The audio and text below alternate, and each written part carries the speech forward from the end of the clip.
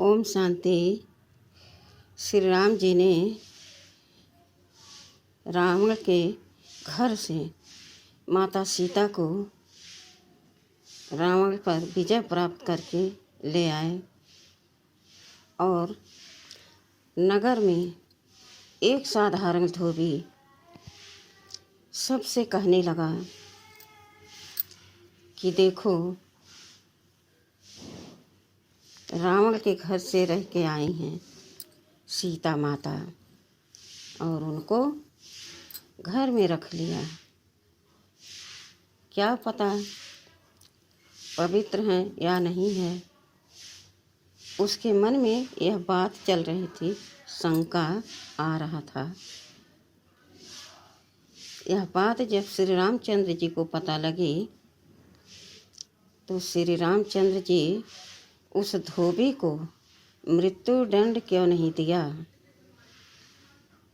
ऐसा तो नहीं था कि उस एक साधारण धोबी को मृत्यु दंड फांसी नहीं दे सकते थे या नगर से बाहर नहीं निकाल सकते थे। सब कुछ कर सकते थे।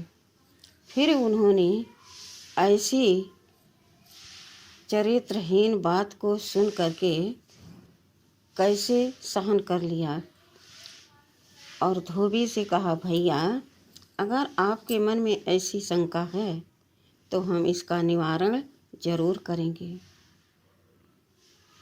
और सीता माता को अपने घर से नगर से वन में भेज दिया और लक्ष्मण भैया से कहा कि लक्ष्मण ले जाओ, सीता को वन में छोड़ कर के आओ। और लक्ष्मण लेकर गए और बीच वन में छोड़ कर के चले आए। सीता माता रोती रहीं, बिलखती रहीं। फिर वन की वन शक्तियों ने उनकी सहायता की। सीता माता गर्भवती थी, लेकिन धोबी के कहने पर श्री राम जी ने इसका भी विचार नहीं किया कि सीता गर्भवती हैं, हमारे कुल का दीपक आने वाला है। कुछ भी विचार नहीं किया। अगर सीता माता चली जाती हैं यानी उनकी धर्म पत्नी चली जाती हैं तो हमारे कुल का क्या होगा, हमारा वंश आगे कैसे बढ़ेगा। कुछ भी विचार नहीं किया। तब वहाँ पर वाल्मीकि ऋषि सीता माता को मिले और अपने घर ले गए, अपनी कुटिया में ले गए। कुछ समय बाद वहाँ सीता माता को एक पुत्र पैदा हुआ जिसका नाम वाल्मीकि जी ने लौ रखा और फिर साथ में जोड़ा बनाने के लिए अपनी शक्ति से एक कुश का पुत्र बनाया जिसका नाम रखा लौ और कुश और उसमें प्राण प्रतिष्ठा की। तब सीता माता उस समय खुद वन में लकड़ियाँ काटती थी और सर पर रख करके घर में लाती थी।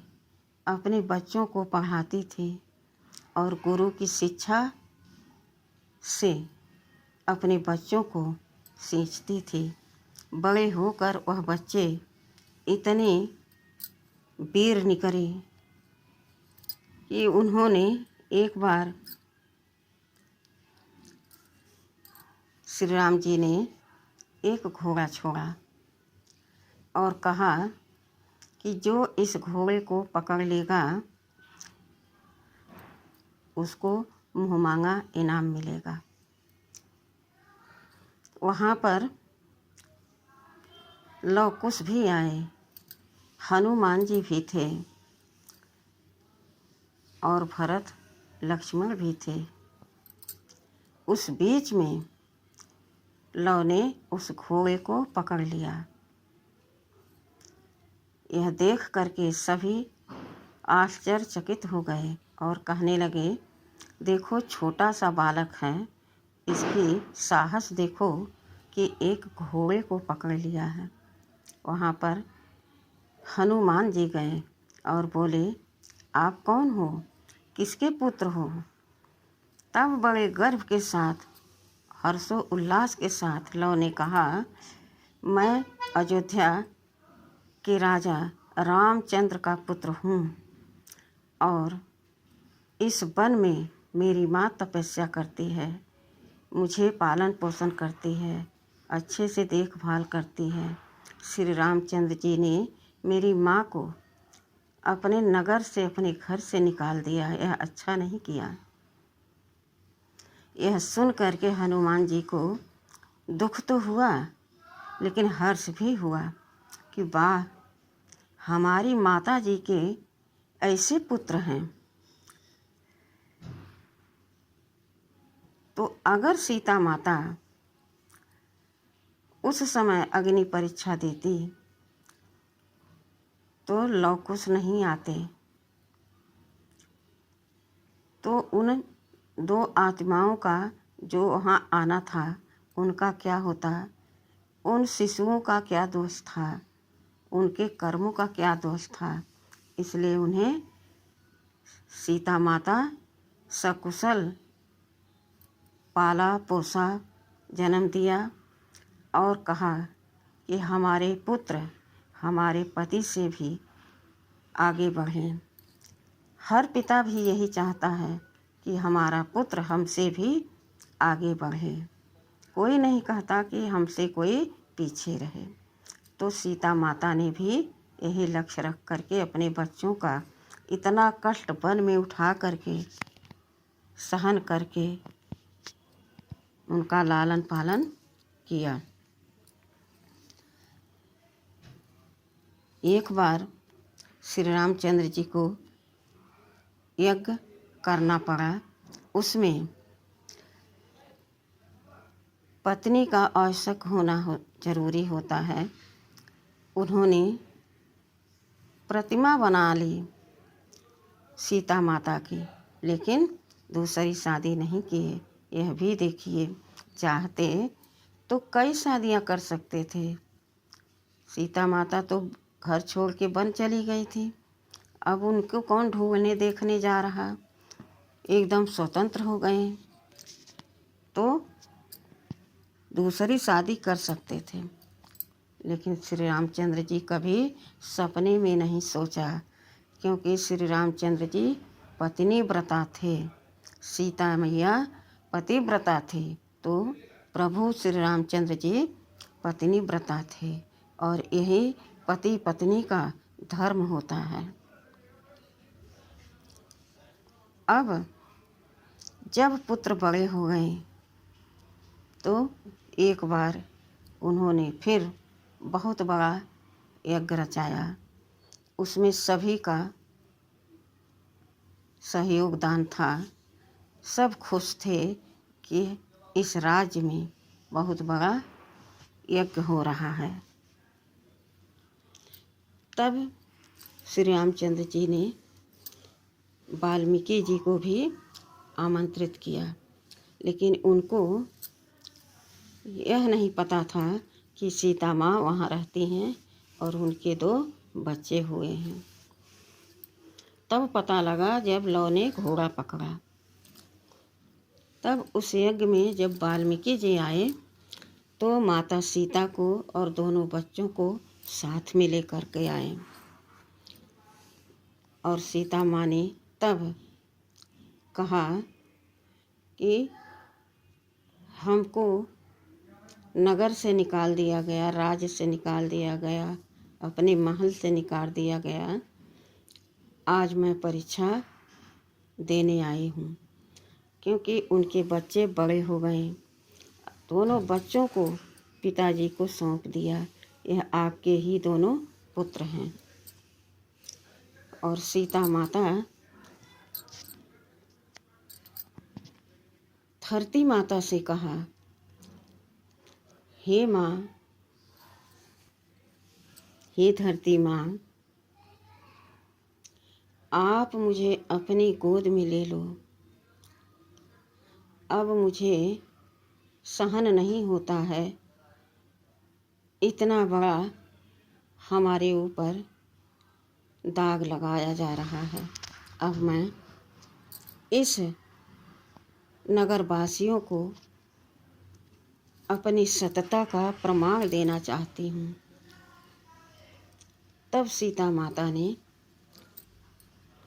जब ऐसा संकल्प किया, स्वयं वहाँ धरती माता आ गई और धरती फटी और धरती माता अपनी गोद में ले ली। तब श्री रामचंद्र जी को यह आभास हुआ कि हमने कुछ गलत किया।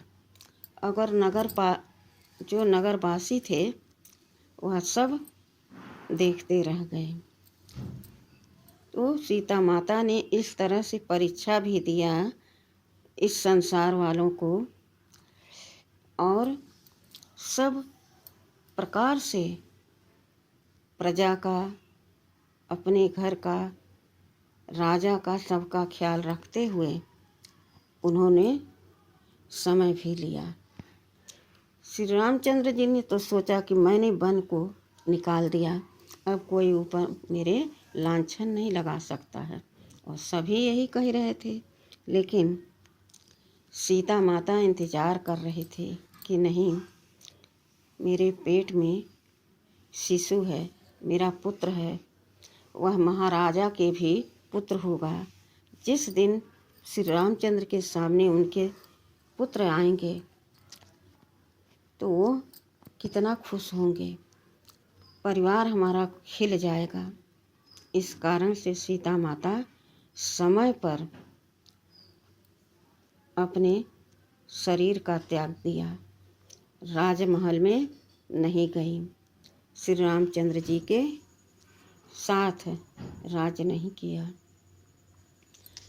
तो अगर उस समय उस धोबी को एक मामूली इंसान समझ करके राम जी उसको मृत्यु दंड देते तो आज दुनिया क्या अच्छा कहती, और सीता माता को महल में रखते तो क्या जवाब देता, संसार क्या कहता कि राम जी ने अच्छा किया?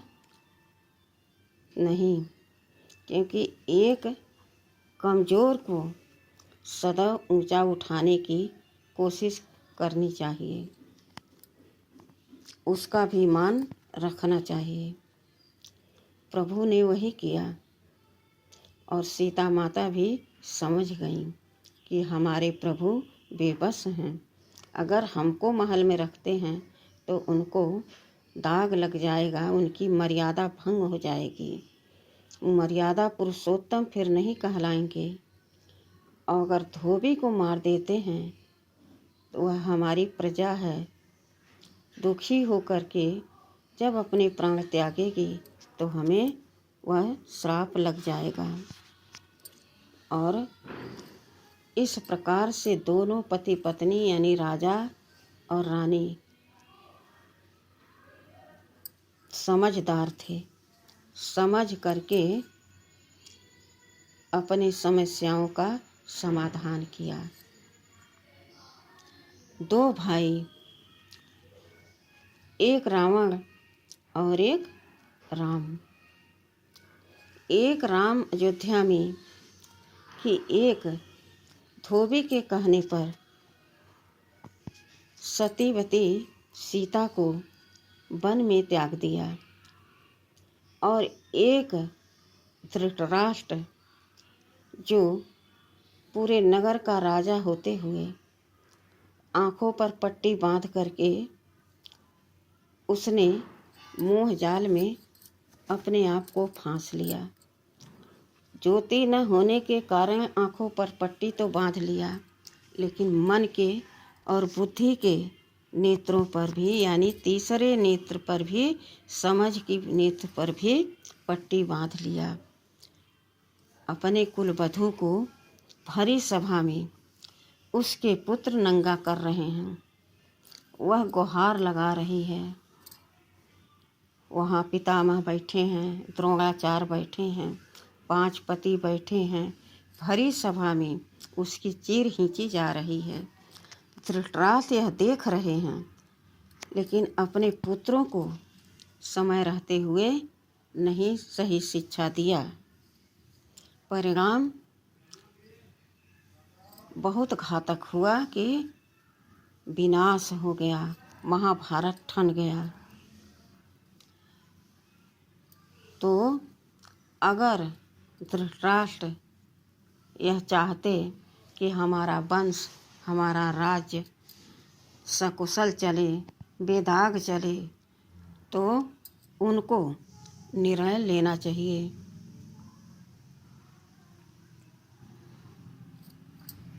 कि हम ऐसा कुछ करें कि हमारी कुलवधू सेफ बच जाए। आखिर वह हमारी कुल की मर्यादा है, शान है, इज्जत है, सब कुछ है। एक स्त्री की लाज को उन्होंने नहीं बचाया, खुलेआम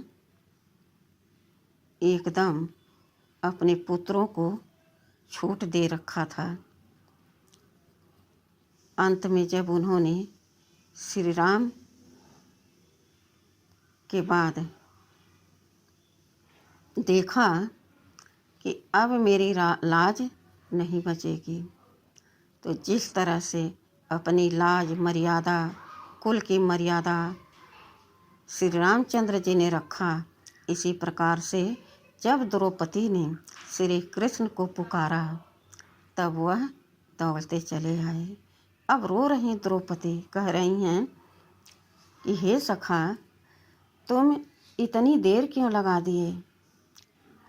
मुस्कुराते हुए कह रहे हैं भगवान, हे सखी, तुमने पहले अपने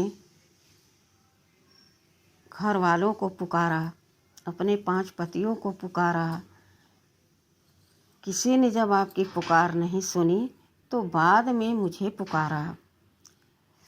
लेकिन मैं दीन दुखियों की पुकार सुन करके दौड़ आता हूँ और मैं आ गया, इसीलिए देर हो गई है।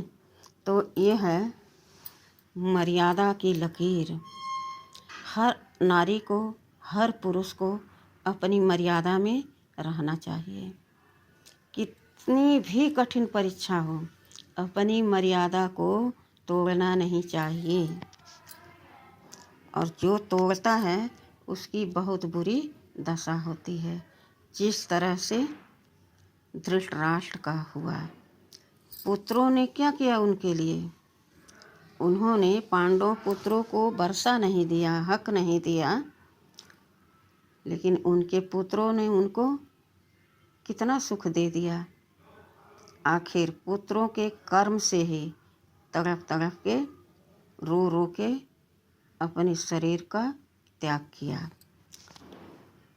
तो समय रहते हमें अपने आप को और अपने कर्म को सुधारने का सदैव पुरुषार्थ करना चाहिए, और यही सत्य है। अच्छा, ओम